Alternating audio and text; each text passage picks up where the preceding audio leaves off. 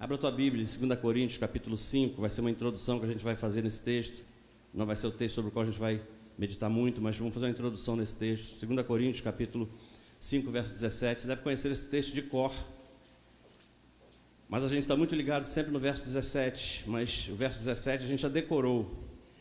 Mas eu quero me aprofundar um pouco nos versos 18, 19, 20, para fazer uma introdução sobre aquilo que a gente vai falar hoje. A verdade é que a gente tem muita dificuldade de caminhar com o Senhor.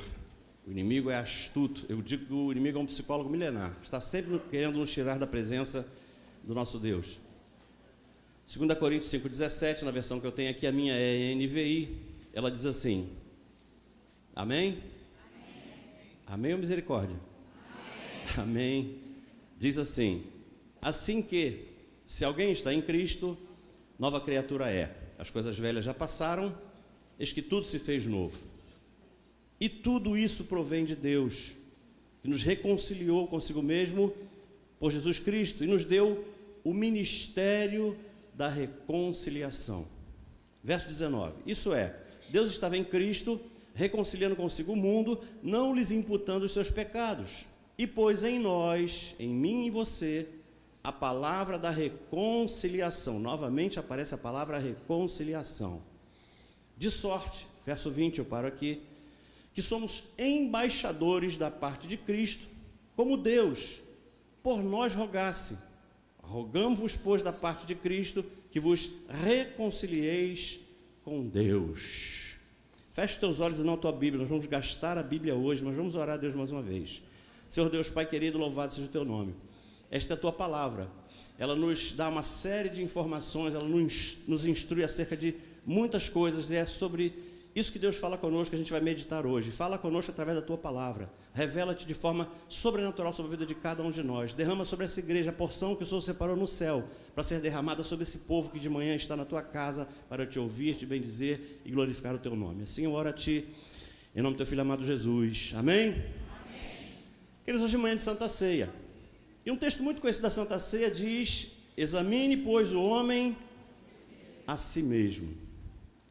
Por isso eu quero refletir nessa manhã de Santa Ceia sobre como avaliarmos em que fase está esse processo pessoal de nos tornarmos uma nova criatura. Em que fase você possa avaliar dentro de você mesmo, em que fase você está nessa caminhada, nesse processo de se tornar uma nova criatura. Porque eu creio que ninguém se ilude achando que é possível se tornar uma nova criatura do dia para a noite.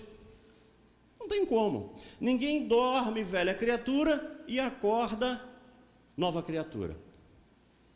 E perceba que quando eu falo em ser uma nova criatura, eu não estou me referindo em salvação, porque salvação é assim. Salvação é um estalar de dedos. Não é disso que eu estou falando, não é de salvação. O que eu quero conversar com vocês hoje é sobre o nosso processo pessoal de santificação.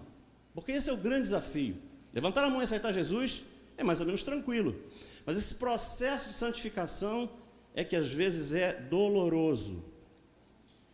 Porque ninguém decide, crê, queridos, ninguém decide, eu quero Jesus hoje. E amanhã toda a sua vida está transformada, mudada. Não é assim. Não é assim que funciona.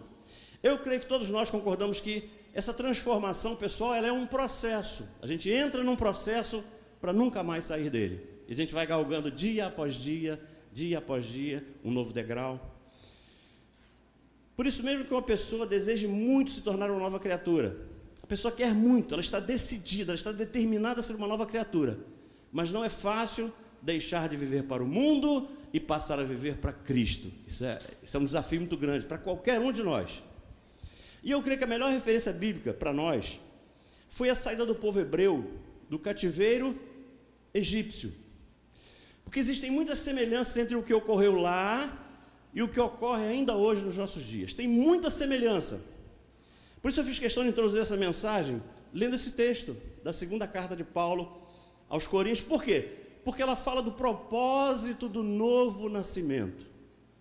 Porque, queridos, depois que nós somos alcançados por Cristo, a gente tem que entender qual é o nosso chamado. Porque tem um propósito nisso. Porque se depois de aceitar a Cristo a gente fosse para a glória, não precisaria de propósito nenhum, mas não é assim. Se fosse, a gente aceitou Jesus hoje e amanhã a gente estaria na glória. Não é assim. Não é assim. Porque é fundamental que a gente entenda o propósito de nos tornarmos uma nova criatura. O que é que precisa acontecer com cada um de nós depois dessa decisão por Cristo Jesus? Se a igreja está me acompanhando, diga amém.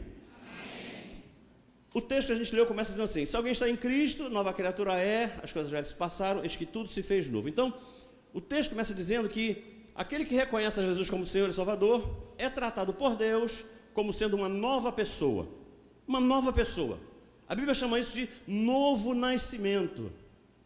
E foi exatamente isso que Jesus tentou explicar para Nicodemos. Nicodemos não tinha entendido isso. Ele tentou explicar para Nicodemos o que é nascer de novo.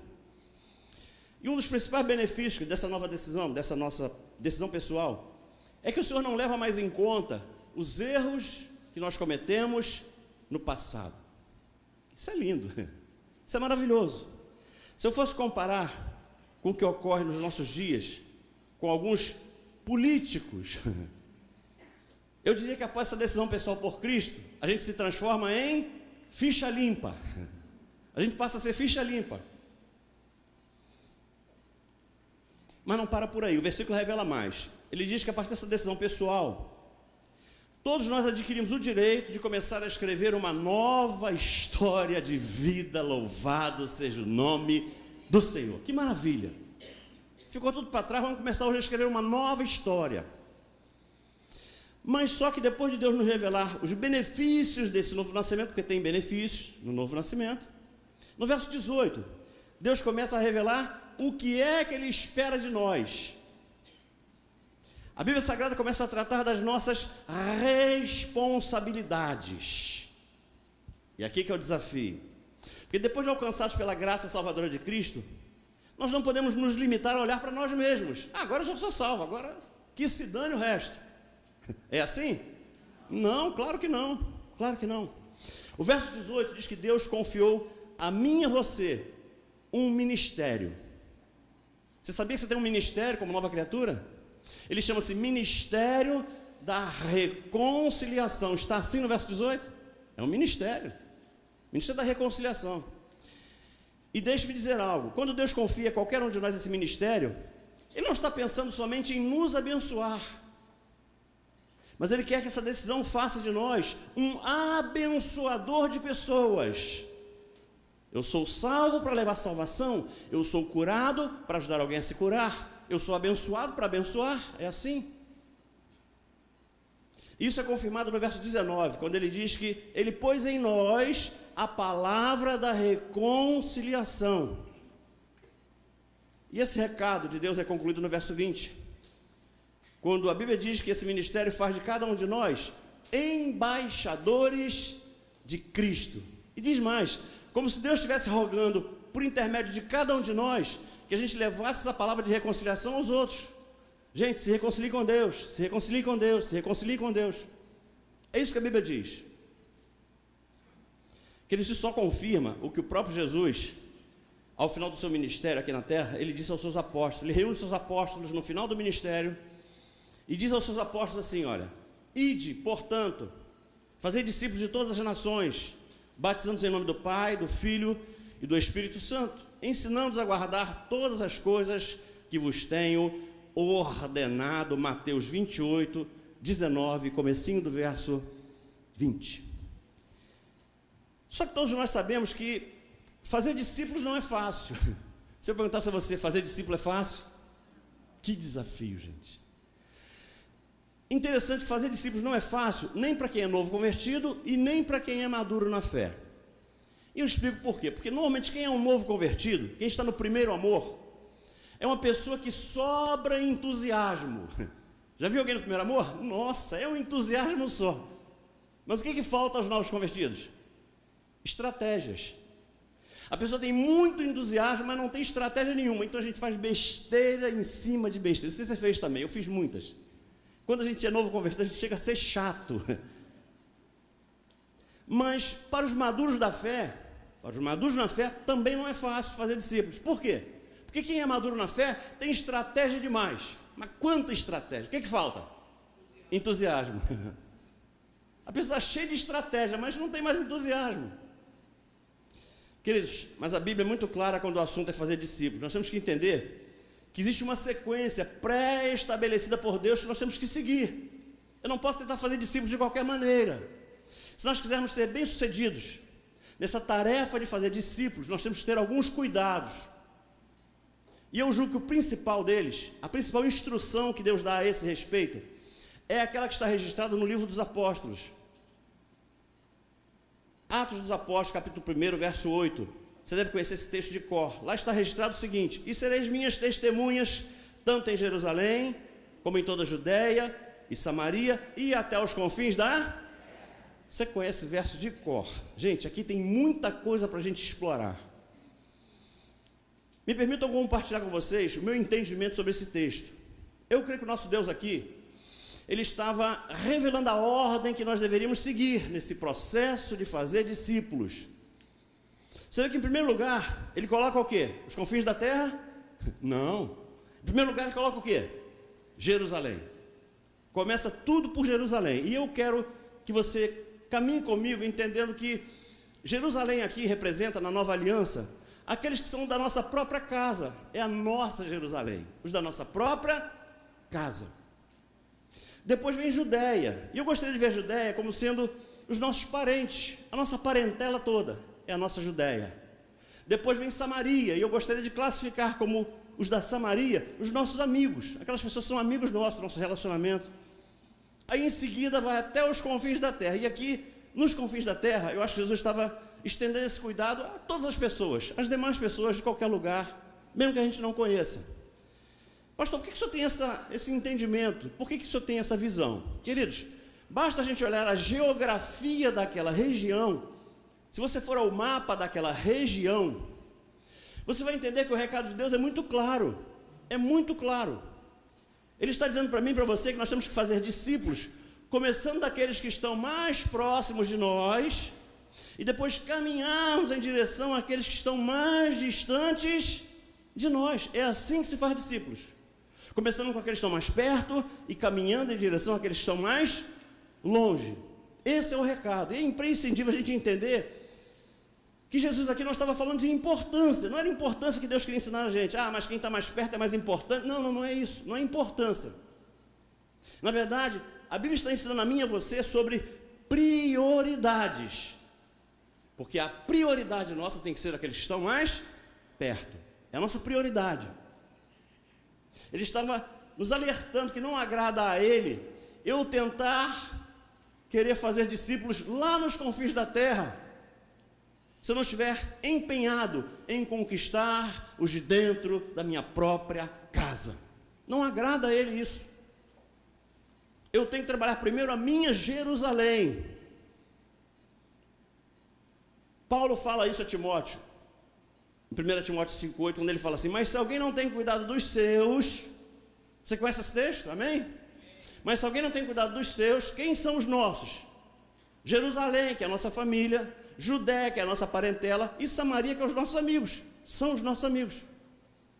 Mas esse verso termina de uma forma interessante. Ele fala assim: mas principalmente dos da sua família. Então, dentre todos esses, a prioridade tem que ser a minha família, porque se eu não fizer isso, a Bíblia diz: negou a fé e é pior do que o infiel. A Bíblia é dura com relação a isso. Se eu não estiver priorizando a minha Jerusalém, eu sou tido por Deus como um infiel. Estou negando a fé. Amados, fé e família têm que caminhar juntas. Posso ouvir um amém? Amém. Fé e família têm que caminhar juntos. Ou seja, o primeiro campo missionário de qualquer um de nós tem que ser a nossa própria família. Ouça, querido, ganhar os da tua casa tem que ser a tua prioridade. A mais nobre missão que Deus confiou a cada um de nós é ganhar os da nossa casa. A Bíblia não está afirmando, querido, que nós não podemos anunciar a Cristo para todo mundo. Não é isso que a Bíblia está falando, nem o que eu estou falando. Você pode anunciar a Cristo para todo mundo. Nós só não devemos priorizar a conquista dos confins da terra em detrimento da nossa própria Jerusalém. Isso é que eu não posso fazer. Quantos estão entendendo o recado de Deus? Digam amém. Amém.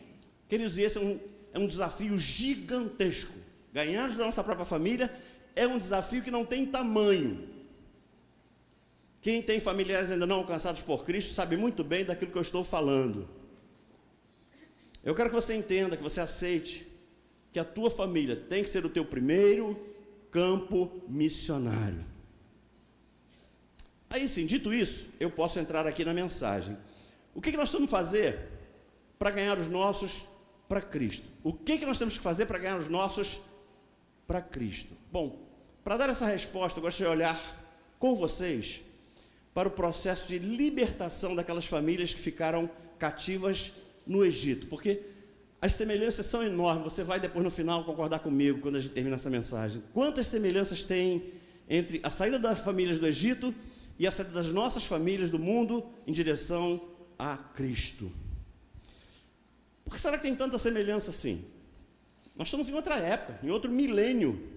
Que eles ouçam, os tempos são outros, a realidade hoje é outra. Mas o que não mudou aqui? O inimigo.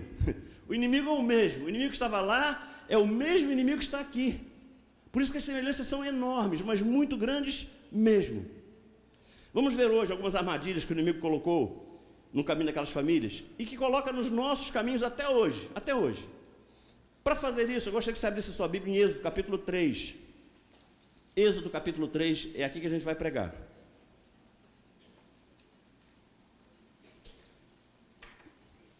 O texto diz que Moisés mata um egípcio, aí foge lá para as terras de Midian.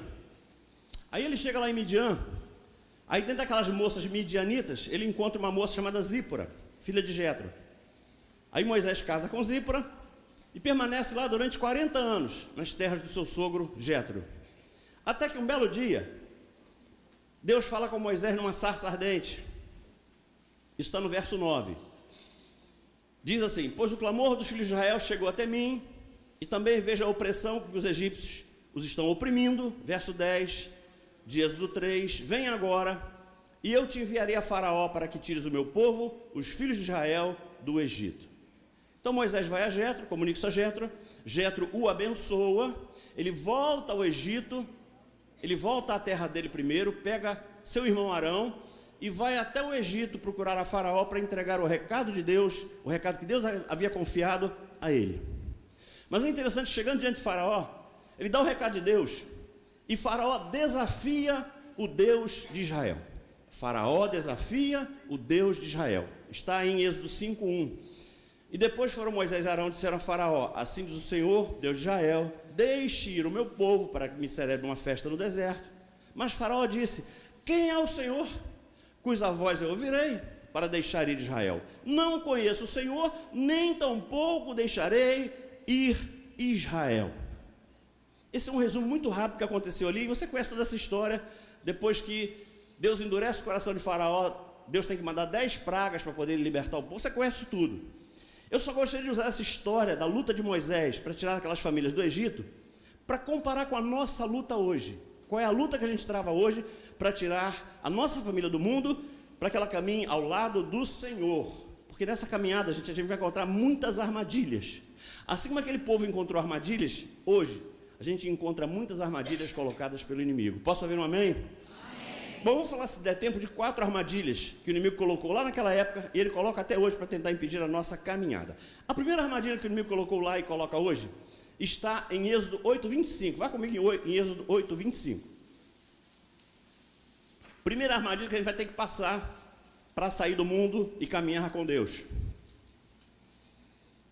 Êxodo 8:25, na minha versão diz assim: então o faraó mandou chamar Moisés e Arão e disse: vão oferecer sacrifícios ao seu Deus, mas não saiam do Egito. Olha que proposta indecente. Vamos entender o que o faraó está propondo aqui a esse povo. Vocês podem oferecer sacrifício ao Deus de vocês, porém eu exijo uma coisa. Pode fazer o sacrifício que vocês quiserem, mas uma coisa não abro mão. Vocês vão ter que fazer esse sacrifício aqui dentro do Egito. Podem servir ao Deus de vocês, desde que vocês não saiam do Egito.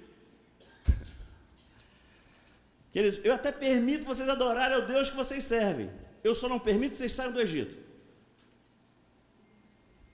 Como se fosse possível a gente adorar a Deus estando ainda debaixo do jugo de Faraó. É possível isso, pastor? Nunca. Nunca. Não dá para servir a Deus debaixo do jugo do mundo. Não tem como. Queridos, quais são as características de uma pessoa que está presa nessa primeira armadilha? Porque, infelizmente, a gente tem gente próxima de nós presa nessa armadilha. Caiu na armadilha. É aquela pessoa que, apesar de ter tomado a decisão de caminhar ao lado de Jesus, ela já decidiu, já levantou a mão, já fez a sua decisão, mas ela não consegue deixar o mundo. Eu não vou pedir para ninguém levantar a mão não, mas você conhece um monte de gente assim, fala assim baixinho, amém. A pessoa se convence de que Jesus é o caminho, Jesus é a verdade, Jesus é a vida. Mas apesar disso, ela não consegue caminhar ao lado de Jesus. Ela está convencida de tudo isso, mas ela não consegue caminhar. Quer dizer, em outras palavras, a pessoa aceita Jesus, mas continua tendo a mesma vida que tinha antes. Ela continua frequentando os mesmos velhos lugares, convivendo com as mesmas velhas amizades, tendo as mesmas velhas práticas. Ou seja, a pessoa não consegue demonstrar nenhuma mudança que você consiga vê-la como uma nova criatura. Ela não te mostra em atitudes que ela verdadeiramente é uma nova criatura. A não ser o fato de que de vez em quando ela aparece na igreja. De vez em quando está ela na igreja. De vez em quando ela aparece. Mas às vezes ela não tem coragem nem de se identificar como evangélica. Mas ela vem na igreja de vez em quando. Amados, nós conhecemos pessoas bastante próximas de nós, da minha família, que já decidiram-se por Jesus. Nós conhecemos algumas pessoas, não poucas. Mas elas não conseguiram dar um passo sequer em direção à terra prometida. Elas não conseguiram dar um passo sequer em direção à liberdade. Elas continuam no Egito. Elas só não têm consciência disso. São amigos, são pessoal da parentela. Para elas está tudo bem. Mas a gente está de fora, está vendo. Elas não deram um passo ainda em direção à terra prometida. Queridos, a proposta de Faraó foi muito clara. Ele falou: vocês podem oferecer sacrifício ao Deus de vocês. Não me importo. Desde que vocês não saiam do Egito. Ficou clara essa primeira armadilha, amém? Mas quando a pessoa consegue se livrar dessa primeira armadilha, quando ela consegue colocar um pé para fora do Egito, o inimigo aciona a segunda armadilha. Pastor, qual é ela? Está no verso 28 de Êxodo 8. Está aqui a segunda armadilha que o inimigo colocou lá e coloca hoje. Olha o que está no verso 28 de Êxodo 8. Disse o Faraó: eu os deixarei ir e oferecer sacrifício ao Senhor, o seu Deus, no deserto. Mas não se afastem muito. Mas não se afastem muito. Não pode ir muito longe, não. E orem por mim também. Queridos, qual é a armadilha aqui? O Faraó permite que eles saiam do Egito, desde que eles não se afastem muito. É confortável isso, sim ou não? É mais ou menos como se o inimigo deixasse que essas pessoas saíssem, mas elas saem como se estivessem amarradas a uma corda. Elas podem ir até onde a corda permite que elas vão. Elas estão com uma corda aqui presa lá no Egito. Elas dão alguns passos, mas chega uma hora que trava. Elas não passam dali, não conseguem ir à frente. São pessoas que ainda têm algo que as prendem ao mundo. Queridos, o inimigo vai tentar impedir de qualquer maneira que essa pessoa se afaste para bem longe daquelas coisas que a seduz. O inimigo vai fazer de tudo para que essa pessoa não se afaste para uma distância suficientemente segura. Essa é a estratégia do inimigo aqui. É aquela pessoa que já aceitou o sacrifício de Jesus, mas ainda não consegue rejeitar o mundo. Eu vejo muita gente fazendo assim, ó, porque a gente conhece muita gente assim. A gente conhece um bocado de gente assim. E não são poucas, não. Queridos, ouça o que eu vou dizer. O mundo é sedutor. Estou falando alguma mentira aqui? O mundo é sedutor. Tanto que a Bíblia diz que nós temos que resistir à tentação. É isso? Não. A Bíblia diz que nós temos que resistir ao inimigo, e ele fugirá de vós. Mas da tentação nós temos que fugir, porque o mundo é sedutor. Queridos, ouça, se aquilo que leva o homem a pecar, pensem comigo, se aquilo que leva o homem a pecar fosse ruim, ninguém pecava. Ninguém pecava, ué. O negócio é bom, e não é pouco não, é muito bom. Mas sabe qual é o problema? O problema são as consequências. A Bíblia diz que o salário do pecado é É só isso. Tá bom para você? É só isso. Simples assim. Querido, o maior sinal de que uma pessoa ainda está presa a essa segunda armadilha é que, apesar dela estar em comunhão com a igreja ainda não é prioridade para ela. Prioridade não é a igreja. Não é. Apesar dela ser membro de uma igreja, você não consegue perceber na vida dela aquelas transformações significativas que a identificam como uma nova criatura. Você não vê isso nela. Você não consegue ver. É aquela pessoa que já saiu do Egito, mas o Egito não saiu de dentro. Você conhece essa pessoa. Queridos, o que é que isso nos revela? Ouça, a salvação é conquistada no exato momento em que a pessoa aceita Jesus como Senhor e Salvador. É assim, ó, pá, salvo. Mas a santificação é gradual. A santificação é um processo que leva tempo. A santificação é um processo bem mais complexo. É disso que a gente está falando.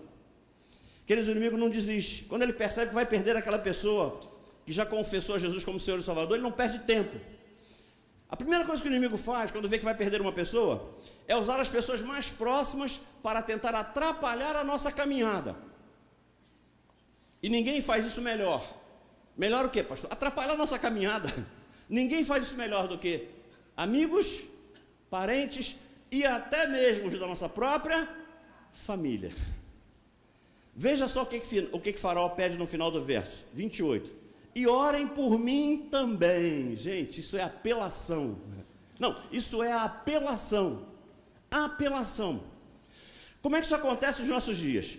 É quando você convida um parente, você convida um amigo, você convida um familiar para vir à igreja com você, e a pessoa nunca aceita. Mas nunca aceita. Ela fala assim, não, hoje eu não posso não, tá? Mas na semana que vem, quem sabe eu vou. Não, hoje não dá. Mas quem sabe na semana que vem dê. Ela sempre tem uma desculpa pronta para não vir com a gente. Mas só que o interessante é que ela faz a mesma coisa que Faraó fez. Às vezes ela fala assim, mas já que você vai, não se esqueça de mim não, tá? Ore por mim também. Ore lá por mim. Já ouviu isso? Ore lá por mim, você vai na igreja, ore por mim. Ore por mim.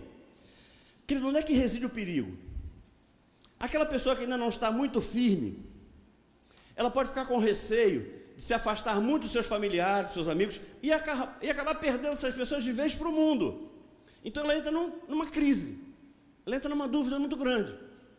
Ela fala, se eu continuar indo para a igreja e deixar sempre essa pessoa em casa, eu vou perder. E o inimigo vai tentar convencer a nós, que se nós viermos para a igreja e deixarmos em casa, nós vamos perder mesmo, vamos perder de vez.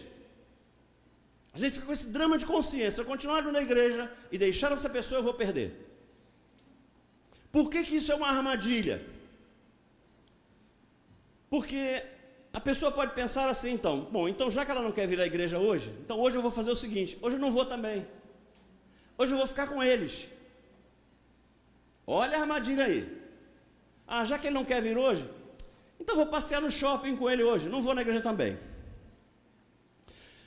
Deixa eu te dizer uma coisa, para tentar ajudar alguém a caminhar no Evangelho, nós temos que estar muito bem firmados na rocha que é Cristo.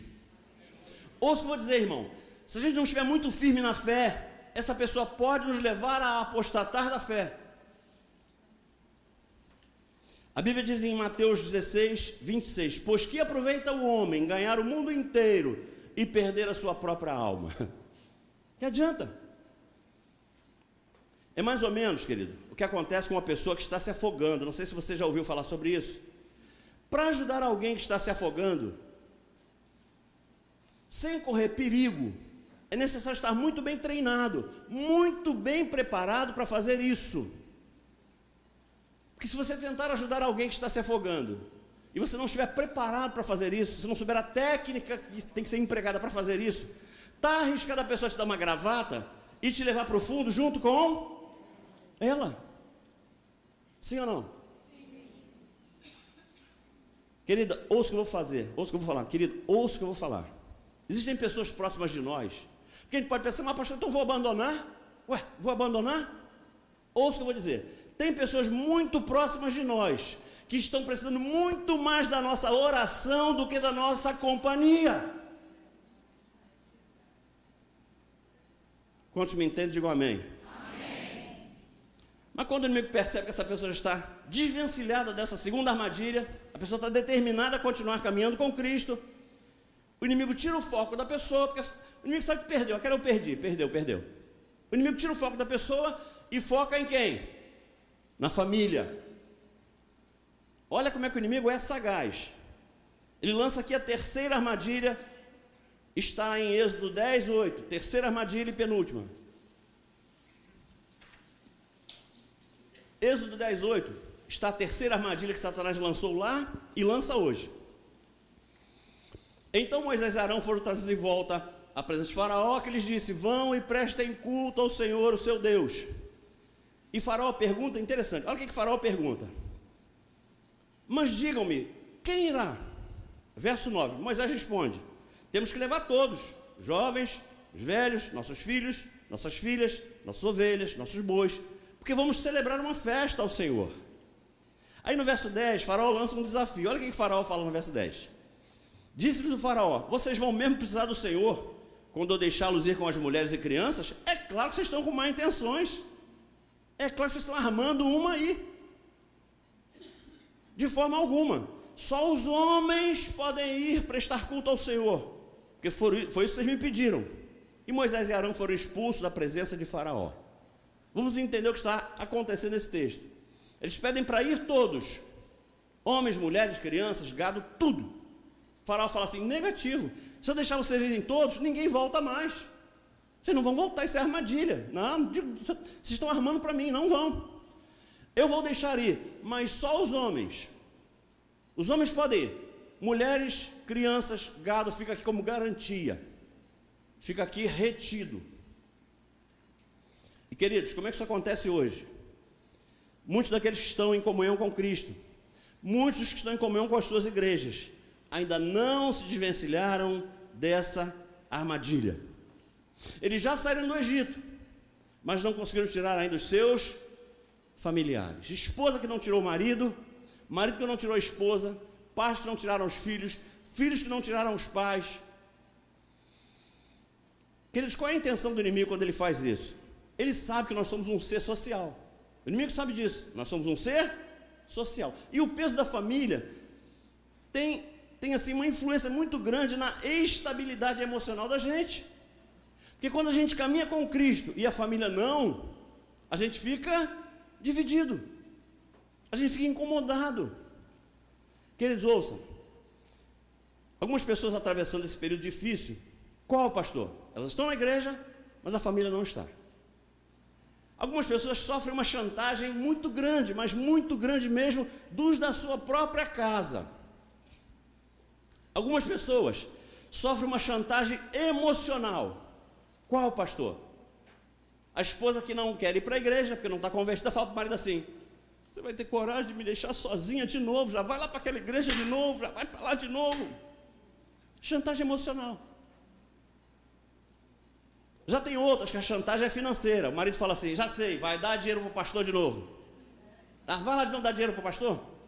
Chantagem financeira. Ainda tem aquelas que são vítimas de pressão psicológica.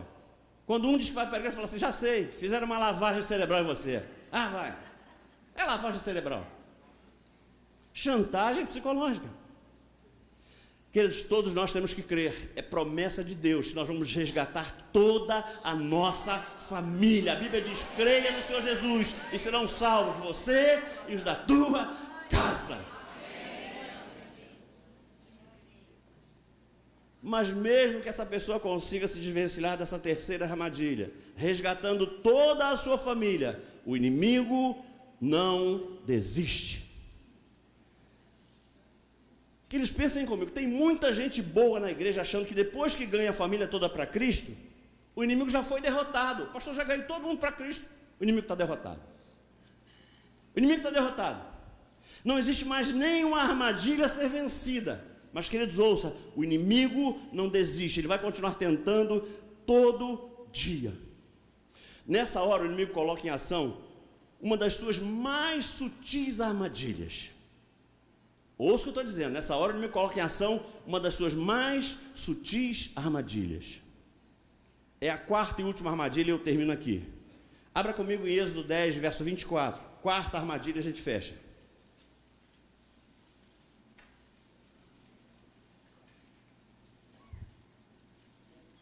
Então o faraó mandou chamar a Moisés e disse, amém? Então o faraó mandou chamar a Moisés e disse, vão e prestem culto ao Senhor, deixem somente as ovelhas e os bois, as mulheres e as crianças podem ir. Queridos, faraó percebe que se não deixasse ir a família, eles não iam sair. Moisés não ia permitir que o povo saísse deixando mulher, deixando filho, ele não ia aceitar isso nunca. Aí o faraó arma a quarta armadilha. Pastor, qual é essa quarta armadilha? É libertar a todos, mas reter no Egito todos os bens que eles possuíam. O faraó disse assim, olha, deixem somente as ovelhas e os bois. O faraó queria confiscar tudo que eles conquistaram com muito suor no Egito. Porque naquela época não tinha conta bancária, não tinha casa própria, não tinha automóvel importado. Os bens daquela época eram ovelhas e bois, eram os bens daquela época. Ou seja, eles iam sair com as suas famílias, mas iam sair do Egito sem um tostão no bolso, porque ia ficar tudo retido lá. Dá para imaginar, queridos, como seria a vida daquelas famílias, saindo do Egito, com uma mão atrás e uma mão na frente, sem nada, absolutamente nada. E tem um detalhe que a gente não se dá conta às vezes, porque existe um problema cultural também, que a gente às vezes não conhece a fundo. Tem um problema cultural, e esse problema cultural faz toda a diferença. Eles sairiam para o Egito sem um único animal para sacrificar a Deus. Isso para eles era terrível. Como é que eu não vou ter um gadozinho para o holocausto? Um boizinho para sacrificar um holocausto a Deus? Mas a proposta de Faraó é essa, eles poderiam ir adorar a Deus no deserto, mas não teriam um único cabrito para oferecer a Deus. Essa era a proposta. Bom, como é que essa quarta armadilha se apresenta para nós hoje, 2018? Já fechei, a irmã falou, já fechei. Posso terminar então aí? Posso? Queridos, é quando toda a família já está sã e salva, mas as finanças ainda não foram libertas. A família já está toda caminhando aos pés do Senhor, mas as finanças ainda estão nas mãos de Mamon. Pastor, você vai falar disso? Falei, vou, claro que eu vou. A família já está debaixo da potente mão do Senhor, mas as finanças estão debaixo, sofrendo nas mãos de Mamon. Queridos, sabe qual é o sinal mais visível de que uma família parou nessa armadilha? Sabe quando é que você consegue ver? Eu vejo algumas famílias assim. Você vê claramente que ela ficou agarrada nessa armadilha. É a frequência com que elas sofrem problemas financeiros. Pode ver que isso é um forte sinal de que ela está presa na quarta armadilha. Mas é um problema financeiro atrás do outro. Queridos, ouçam o que eu vou dizer. Deus revela no Salmo 35, verso 27, que Ele ama a nossa prosperidade. Quantos concordam comigo? Digam amém. Amém. Deus ama a nossa prosperidade. Salmo 35, verso 27, parte B. É o tema do nosso seminário de prosperidade. Só que Ele não pode abençoar aquelas pessoas que quebram princípios que Ele estabeleceu. Deus não faz isso. Deus não pode abençoar a ninguém que quebre princípios. Ele quer ver a gente próspero, mas só se a gente obedecer princípio. Se a gente não obedecer princípio, não dá, não rola. Não tem como. Queridos, ouçam o que eu vou dizer. Se os nossos bens não estiverem a serviço do reino de Deus, se os nossos bens não estiverem a serviço do reino de Deus, não existe a mínima chance de nós sermos financeiramente prósperos. Não tem chance. Esquece. Deus espera que sejamos fiéis também nos dízimos e nas ofertas. Ele deseja que nós sejamos financeiramente fiéis. Queridos, nós temos que dar graças a Deus. Se o pastor concorda comigo, nós temos que dar graças a Deus, porque hoje não é como era na igreja primitiva. Porque na igreja primitiva tem uma história de um casal que foi infiel financeiramente e acabou morto. Coitado de Ananias e Safira. Se fosse assim hoje, pastor, como é que ia ser? Miseriqueima. Miseriqueima, é verdade. Queridos, mesmo que isso não ocorra mais hoje, não existe a menor possibilidade de a gente desfrutar de prosperidade financeira sem entender antes que Deus não é somente dono nosso. Ele não é dono de mim e dono de você, mas Ele é dono também de tudo aquilo que nós temos. Ele é dono de tudo. Nós somos apenas mordomos. Mordomos, só isso, nada mais do que isso. Jesus não pode ser somente o nosso Salvador. Ele tem que ser Senhor de tudo aquilo que possuímos. E ouça o que eu vou dizer, gente, ouça, a nossa libertação total, esse processo que a gente começou lá atrás, só vai ser finalizado no momento em que a família passar a ser dizimista fiel e ofertante com generosidade. A gente tem que ser fiel no dízimo e generoso na oferta. E eu conheço gente que é fiel na oferta e generoso no dízimo. Pastor, não entendi nada. Queridos, Deus espera de nós no dízimo somente fidelidade, só isso. A gente tem que ser fiel no dízimo. Tem gente que não é generoso. Como é que é o generoso no dízimo? Um mês ele dizima, um mês ele não dizima, porque ele não é fiel. Um mês ele dizima, um mês ele não dizima, mas ele é generoso. Quando ele resolve dizimar, pastor, não é 10 não, é 15, é 20, é 25%, porque ele é generoso. Deus quer isso? Não, não é isso que Ele quer. Ele quer fidelidade. Agora tem também aquele que é ofertante fiel. E Deus não quer fidelidade do ofertante, Ele quer generosidade. Sabe como é que é o ofertante fiel? Toda vez que ele vem no culto, ele oferta. Por que ele oferta? Porque ele é fiel. Agora, se ele tiver uma nota de 20, uma de 10, uma de 5, uma de 2 novinha e uma de 2 amassada, qual que ele dá? Ele não é generoso, ele só é fiel. Queridos, existe um percentual muito grande de pessoas que estão em comunhão com as suas igrejas, mas que têm enormes dificuldades quando o assunto é dinheiro. E deixa eu falar um negócio com você, eu trabalho muito com a área financeira. Se tem uma área onde o inimigo sabe como ninguém embaraçar as nossas vidas, é quando o assunto é finanças. Nossa, mas ele embaraça legal. Quando o assunto é dinheiro, o inimigo é expert. Normalmente, quando a gente vê uma família que sofre revés financeiro com muita frequência, a gente sabe que tem um sinal muito forte de que pode haver problema nessa área. Eu já conversei com algumas, vivendo essa dificuldade, e dificilmente uma pessoa aceita que o problema seja esse. Ele bota a culpa no diabo, ele bota a culpa em todo mundo. Ele só não aceita que ele não entendeu ainda como funciona o reino de Deus com relação às finanças. Tem muita gente nas igrejas que ainda são dominados pelo dinheiro. Eu gosto de deixar um alerta para o risco que essa armadilha traz consigo. Ouça o que eu vou dizer. Mateus 6,21 fala assim: pois onde estiver o vosso tesouro, aí também estará o vosso. Como é que a gente lê esse versículo errado? Quantas vezes eu já ouvi isso? Pois onde estiver o nosso coração, aí também estará o nosso tesouro. Não é isso que a Bíblia diz. A Bíblia diz que o coração vai para onde está o tesouro. Não é o tesouro que vai para onde está o coração. Não. É o coração que vai para onde estiver o tesouro. Então, se o teu tesouro não está no reino de Deus, pastor, nunca tinha pensado nisso. Ouça o que eu vou dizer. Se o teu tesouro ainda não estiver no reino de Deus, você pode até estar na igreja, mas vai estar correndo um grande risco. Sabe por quê? Porque a tendência é que o teu coração vá te levar para onde está o teu. É a Bíblia que diz isso, não sou eu. Se o teu tesouro está lá fora, a tendência é que o teu coração vai querer ir para lá. Queridos, Deus deixou um alerta para todos nós.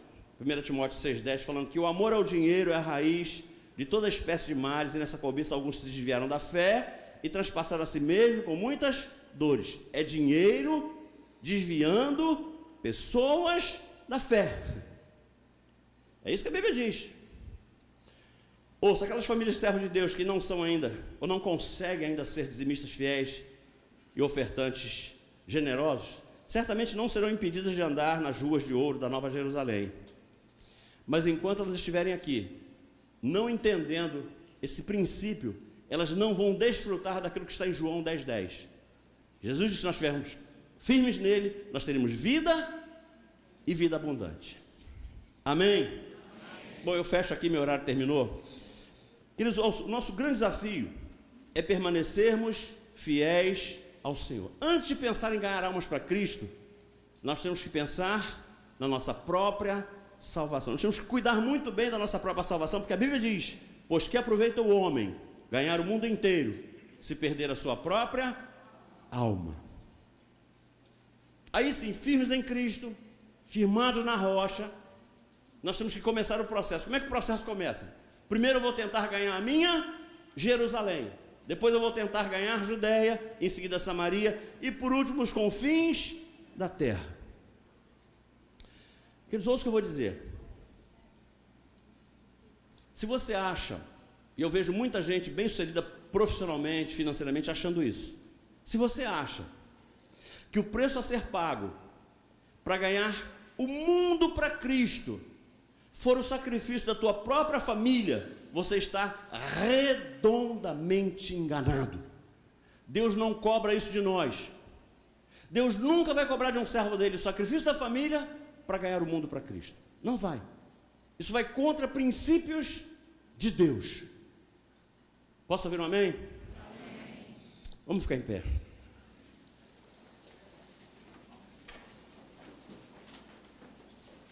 Queridos, eu não sei se você, ouvindo essa palavra, chegou à conclusão de que está ou conhece alguém que ficou preso em uma dessas armadilhas. Eu não sei que armadilha tem te impedido continuar caminhando, eu não sei. Mas Deus não mandaria eu ministrar essa palavra se não tivesse gente preso em algumas dessas armadilhas aqui que a gente falou. Você pode estar tentando andar com Deus, mas com dificuldade de sair do mundo. Você insiste em ficar no meio daquilo que ainda te seduz. Pode ser que você tenha tentado sair do Egito e tenha dado até alguns passos, ou você esteja ainda muito perto do Egito. Pode ser que você começou a caminhar, mas ainda está sendo incomodado por algumas tentações. Você deu alguns passos, mas você ainda de vez em quando olha para trás. Mas pode ser que você já esteja na sua terra prometida, e lá junto com toda a sua família, mas você chegou à conclusão hoje de que seus bens não estão ainda junto com você. Você está na terra prometida, a tua família está com você, mas parte dos seus bens ainda estão presos no Egito. Eu não sei em que armadilha você parou, mas eu sei de uma coisa: o inimigo que atua aqui hoje é o mesmo inimigo que atuava naqueles dias. O inimigo não mudou. Agora, uma coisa eu sei: a nossa libertação de cada uma dessas armadilhas só depende de nós. Nós somos os maiores profetas da nossa vida. Você tem que decidir, você tem que querer. E você vai lutar? Vai lutar. Vai ter desafios? Vai ter desafios. Mas acima de tudo, você tem que ter convicção.